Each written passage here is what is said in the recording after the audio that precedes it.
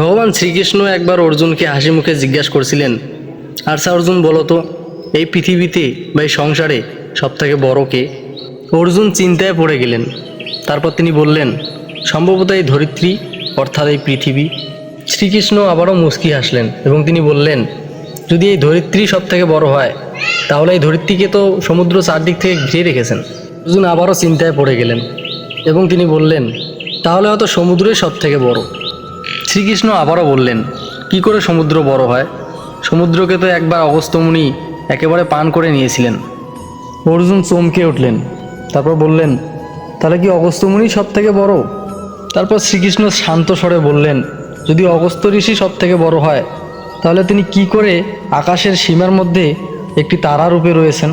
তারপর অর্জুন বললেন, তাহলে নিশ্চয়ই আকাশ সবথেকে বড়।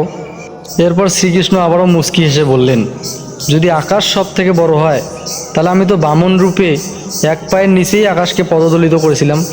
তারপরে আবার অর্জুন বললেন, তাহলে মাধব আপনিই সবথেকে বড়। এবারে শ্রীকৃষ্ণ মুচকি হাসতে হাসতে বললেন, না অর্জুন, আমিও বড় নই, কারণ আমিও ভক্তদের হৃদয়ে বাস করি। এই সংসারে ভক্তের হৃদয় হচ্ছে সবথেকে বড়। আমাকেও ভক্তের হৃদয়ে বাস করতে হয়।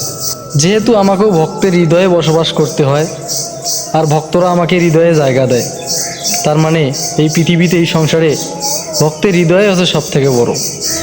হরে কৃষ্ণ।